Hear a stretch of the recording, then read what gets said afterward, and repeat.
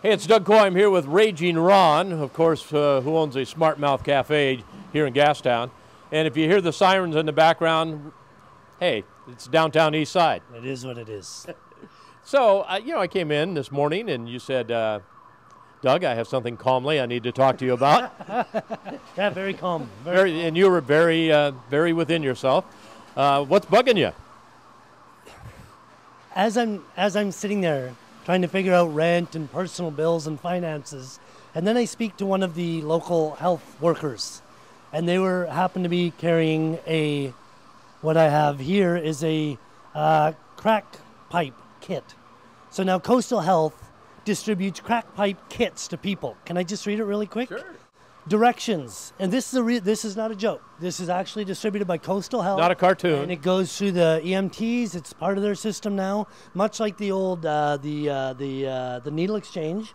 Now you have crack pipe kits sent out to people, and they say, 1, place filter screen on pipe. 2, add the mouthpiece to the other end of the pipe. 3, break up the rock and place it on the screen. 4, touch flame to stem to melt rock and move the flame along the stem. And at the end of it, it says, warning, crack is bad for you. Warning, crack is bad for you. Duh. Okay, so it's one thing to have the needle exchange program. Like a no-brainer, right? The only people who are, in my opinion, of being down the east side for 10 years and serving all the cops, all the EMTs, all the firemen, the only people I meet who are in favor of the needle exchange program are people who are working for the street people, etc. Everybody who has anything to do with budgets and the knowledge of actually picking up these sick people and dealing with them, they are completely against it. So now we see the extension of this program, which is a crack pipe program. Who even knows about a crack pipe program? Who has a crack pipe program? What kind of city does this? You know, Vancouver, so open-minded, our brains are falling out. That's the general rule, isn't it? Who gives out a crack pipe? It's a city of enablers. It's unbelievable to me. So you have, I told you this, the enablers who are the politicians giving to the enabled, which are the street people, and they're all meeting in the middle. You know, there's nothing that has any regard for the regular citizen. I'm not getting my asthma inhalers paid for. My dad is 74. He doesn't get his, what do you call that? The diabetes, the diabetic, he doesn't get his insulin paid for. He doesn't get anything paid for. Why do you have to completely abandon all hope of being a properly functioning citizen before the government will actually give you something, before the government will help you? I run a small business. I struggle week in, week out, month in, month out, year in, year out.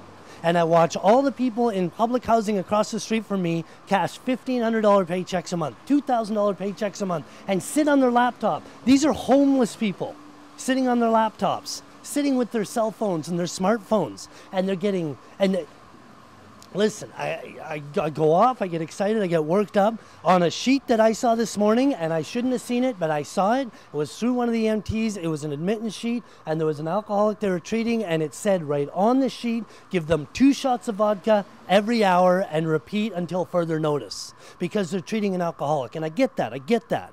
But now you're enabling it. Now it's like giving them the alcohol up front. You know, the fact that alcohol was on the prescribed dosage sheet. It was on a government prescribed hospital dosage sheet saying, give them alcohol. Don't do anything. There was nothing on there that said anything about counseling recommended. Recommend a worker come through and talk to this. Nothing. It was about delivering them alcohol every hour. And then as I'm ranting about this, they said, oh, you should see worse. And they pull out the crack kit. The crack kit. Just think about the dynamics of it. It's amazing to me. Why don't I get anything? Why don't I get anything? I'm not against them. And I told you this before. I would bitch more, but I don't have a solution. I don't have a solution for the east side. I just know that $1 million of enabling every day, $1 million. That was the number, right? $1 million a day. Look it up. This shouldn't be happening. This should not be happening. And we reelect him in a landslide, like he's back in to go ahead. You know, what are you, George W. Bush? You know, where's our Al Gore? Get somebody else in here. There's no solution. There's no solution. I would bitch more and say, I want this guy instead of this guy. I want Mayor Robertson.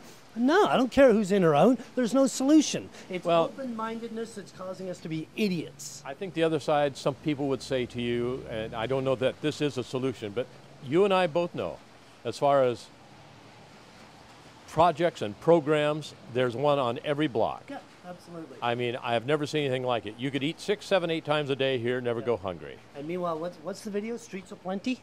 Is that the name of the video? There's a video called Streets of Plenty. You look for it on YouTube, where a writer, a local journalist, says, I'm going to live on the streets for a short time. And he goes around and actually films and documents all the places you can get free food, free shelter, free a lot of stuff. And again, I'm not saying that the problems are solved through the programs. Nobody's even using the programs they got.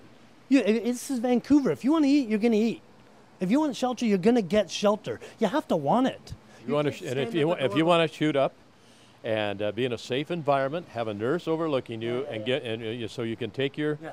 The only thing you do is you have to. It's like bring your own bottle. Bring your own bottle. You bring your drug in, you wrap it up, and you inject, and somebody's there to make sure that if you overdose, you don't die. Yeah. And so that's part of this 4-pronged approach that they have, but I don't think they've kicked in the other prongs yet. So they had to have had drugs on their person just to walk in the door.